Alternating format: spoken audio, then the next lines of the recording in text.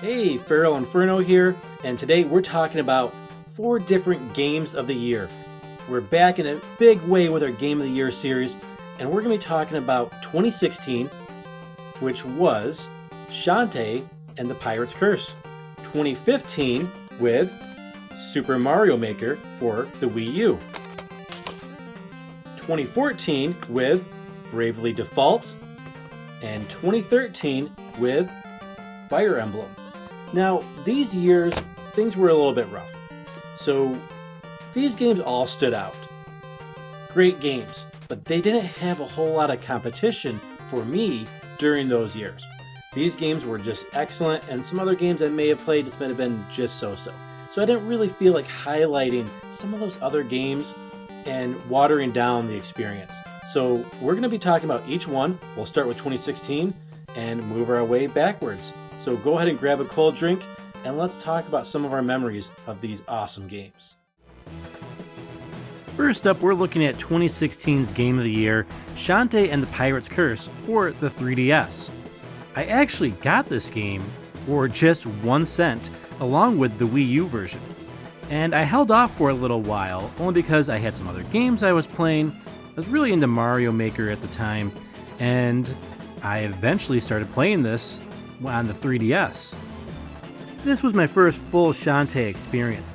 I knew of the series and always just thought it was just a cute little platforming game, kind of like Super Mario Bros. But I was really wrong. This is a game a lot like Castlevania Symphony of the Night or Super Metroid, where you're going along and you have to collect different power-ups and items that are going to help you get along in your adventure. And then you have to do a little backtracking to get other items that you can see but they're out of your reach for some reason or another. Maybe you can't jump as high, or maybe you need some item to get where you need to go. I've actually since played a few other Shantae games because I liked this experience so much.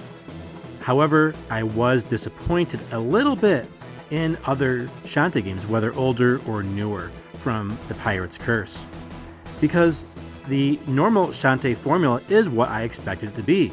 Just a little bit more of a platforming action game, which is still fun, but I really enjoyed the more adventure aspect of Shantae and the Pirate's Curse. If you like the 2D Metroids, Hollow Knight, or the more adventurous 2D Castlevania games, you'll really enjoy this one. Check it out. Our 2015 Game of the Year is Super Mario Maker, which we mentioned briefly in the 2016 Game of the Year segment just a couple minutes ago. And what a delight Super Mario Maker was. I was following this right from when it was announced. I think it was at E3 or maybe CES. I just remember Nintendo announcing this and I was just like, wow, this is something I've been waiting for so long. To make our own Mario levels, to make them in a way that's super easy, really intuitive. And that's what they accomplished here. But as excited as I was for this game, I actually almost skipped it. I had just bought my house, so I was a little low on cash at the time. And another game was coming out, and I was also a little low on time I could play. I could only devote time to one game, and there was a game coming out the same exact day, September 11th of 2015, and that was Mighty Number 9. And I was going to skip Super Mario Maker, and I was going to go with Mighty Number 9. And that really would have been a mistake. Luckily, Mighty Number 9 was delayed. It was delayed, it had some problems, it was delayed very, very last minute. And I ended up getting Super Mario Maker instead, and it worked out for the best. This was such an awesome experience. I spent hours upon hours just creating level after level, trying to create my own Super Mario World game to have just different amiibos and different setups and different themes for the different games. You can have Mario 1, Mario 3, Super Mario World, the new Super Mario Bros. Series, which I'm not quite as fond of, but it was just really cool to mix all these different Marios. I even did some Mario Kart themed levels because, why not? I love Mario Kart, I love Mario, let's try to mix those two genres together. Another thing that really made Super Mario Maker what it was the Wii U gamepad. The Wii U gamepad really allowed you a different type of control because you could see kind of what was going on the big screen, and you had the little screen, and you had a touch screen with a stylus that you could really kind of pinpoint what you were trying to do.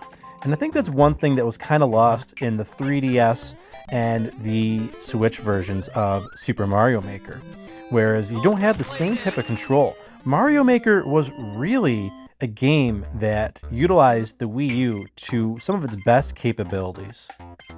Even though the Switch version does have some enhancements, the original Super Mario Maker will always have a really special place in my heart. This was a lot of fun.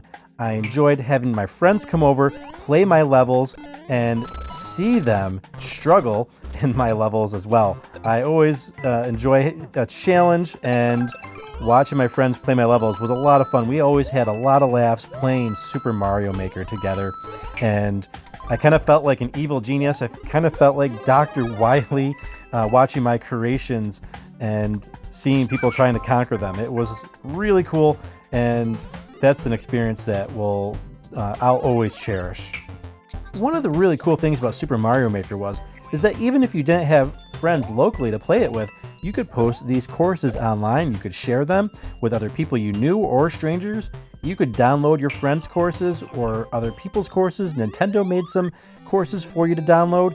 They really supported this in a really great way. Nintendo doesn't always have the best reputation for doing things right with online, but they did a great job with Super Mario Maker. Another really cool thing about Super Mario Maker was the amount of amiibo support that they had. Almost every amiibo that you could imagine would do something in Super Mario Maker. And I have so many of the Super Smash amiibos. It was cool putting different characters into the game, and that kind of gave you inspiration to make levels themed around maybe Fire Emblem or Legend of Zelda or Kirby. That was really a fun part of Super Mario Maker. For the second time, Bravely Default makes an appearance in our Game of the Year series, and this time it takes home the prize of 2014's Game of the Year. This was a grand experience, a return to form for older style JRPGs. I mean, everything was back. The crystals, job classes, turn-based battles, a captivating story with actual character development, the chibi art style. In Bravely Default, the battle system is what makes it really stand out, and not just a old style RPG just trying to capture our old nostalgia and emotions. Bravely Default has a nice story and some character development. While it can be a little bit of what we expect in an RPG, it does have some twists and turns in the story that you may not see coming or expect. That said, the story does suffer a little bit as the game runs a little too long. Without spoiling anything, the game really kind of wears out its welcome. And once you play the game, or if you've played the game, you'll understand why. Everybody I've talked to agrees that something that they did to the story in this game really kind of hurt it from being what it could have been. That was really my main gripe with the game. Everything else was really solid, especially the characters. There were so many characters. You have your 4 main characters, which were all excellent. I liked all 4 of them. A lot of times you'll play a JRPG and there's usually a character you kind of just don't like, and you're like, oh, I wish I could just replace this person. I liked all 4 of them. The main character probably is, the weakest in terms of, the actual character development, but I really liked the other 3 a lot. But all four were really good. Well, it is the standard turn-based battle that we see in RPGs in the NES and SNES eras. It also introduced something cool, a new mechanic, where you can either brave or default. If you brave, you could take up to 4 turns in a single turn in a battle. So you could maybe, you want to attack once, cure an ally, maybe do another attack, and maybe use an item. You could do that. However, you would then go into negative turns. You'd have to have turns go by before you could earn your chance to have another turn. Conversely, you could also default. And default actually has two functions to it, where it acts as your defend command in battle and also gains another point, a battle point, so that you don't have to necessarily go into the negative when you take multiple turns. You can default up to 4 times to get 4 battle points, and then you can still default after that, but you won't gain any more battle points, and it's kind of a waste of a turn, other than maybe if you have to defend because of maybe an enemy has a big attack coming your way.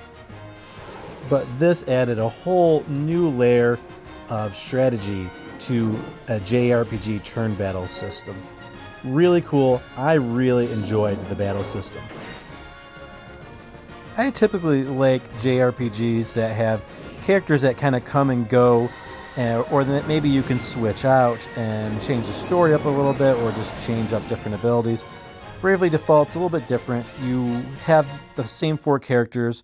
That's a standard thing, especially with earlier RPGs where you have the same characters throughout the entire game.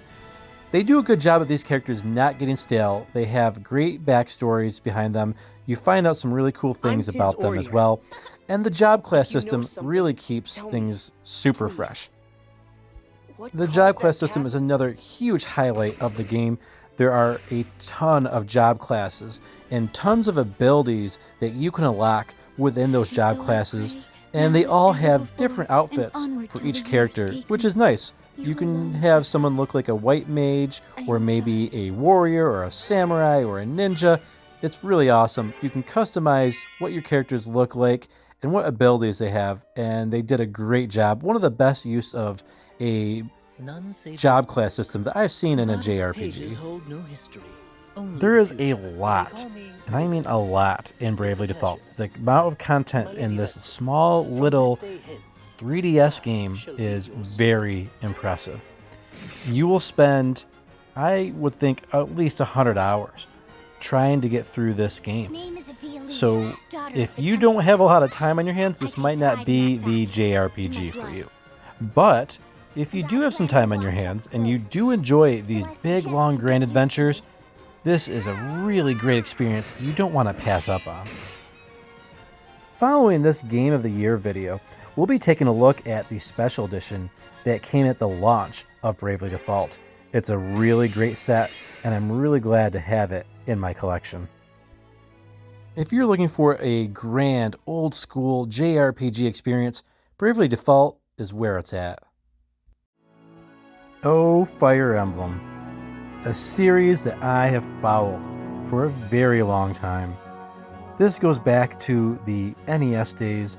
I knew of Fire Emblem on the NES, although we never got it here in North America. I was able to finally play Fire Emblem through emulator means, but never officially. But luckily fans were able to translate it, and it wasn't really quite my cup of tea. Throughout the years, I'd revisit the franchise to see if something would maybe just catch my fancy, but it never really did. I did really like the characters in Super Smash Bros. Melee when they were introduced back in 2001-2002. Like for many, this was a great opportunity to get introduced to some new characters that we may not have otherwise seen, if not for Super Smash Bros. Melee. After Marth and Roy helped make the Fire Emblem series a little more famous and well-known, I remember seeing Fire Emblem games coming to North America for the Game Boy Advance, the GameCube, and the Wii.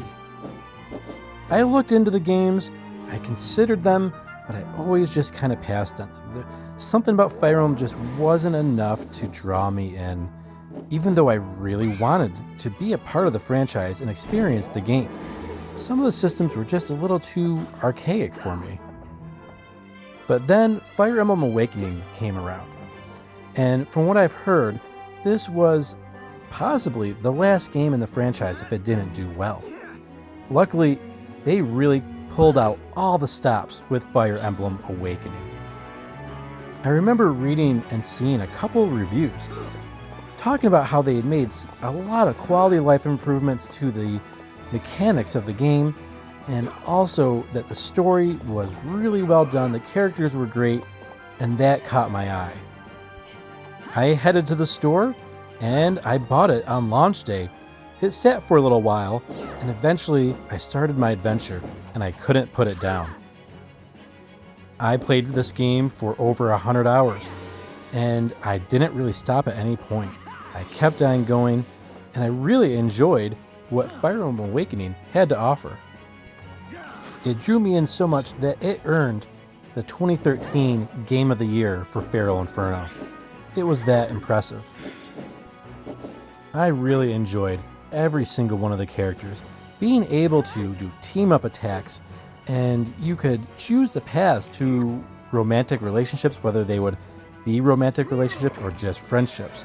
It was a really interesting mechanic to see how the people would pair up and you could have children that would come from the future. I thought that was a really neat mechanic.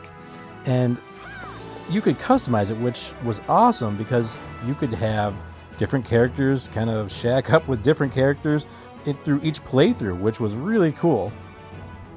I had played a few other strategy RPGs in the past, such as Shining Force and a lesser known Yu Yu Hakusho Tactics game, but nothing quite to the degree of what Fire Emblem Awakening had to offer.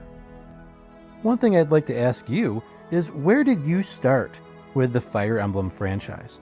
I know many started with either Fire Emblem Awakening or possibly the newer Fire Emblem Three Houses on the Switch. Let me know where you got your start with the series. What was the first game that you played in the Fire Emblem franchise? Going back to Super Smash Bros. For a minute, we can see just how popular Fire Emblem Awakening really was around the world. If we looked at Super Smash Bros. For the Wii U and Super Smash Bros. Ultimate for the Switch, we see there are many characters from this one iteration of Fire Emblem on the game. You have Lucina, Chrom, and Robin. Very impressive to see 3 characters from one game of the franchise in Super Smash Bros. If you are into old school strategy RPGs, you'll really love Fire Emblem Awakening. That said, if you're into these types of games, you've probably already played this game. If you're a newcomer to strategy RPGs, this is a great game to start with. Even though I played a few other games in the past, this would be a great starting point. One last thing I'd like to highlight with Fire Emblem Awakening is the character design. While all the Fire Emblem games have a really cool set of characters and the character design is usually really well done, they really outdid themselves with Fire Emblem Awakening. The characters are just so vibrant and detailed with their outfits and their personalities. They did an excellent job here. So yeah, that was our 2013 through 2016 Game of the Year video. Had a lot of fun looking at all 4 of these games, reminiscing about each one. It's been a while since I've really kind of thought about and played these games, so I might have to go back and play some of them. We got some good content coming up relating to some of these games in the coming weeks as well, so stay tuned for that. One thing I'd like to do is, in our previous Game of the Year videos, we always had just one game that kind of stuck out and was like, hey, this is our Game of the Year. We kind of don't have that in this video.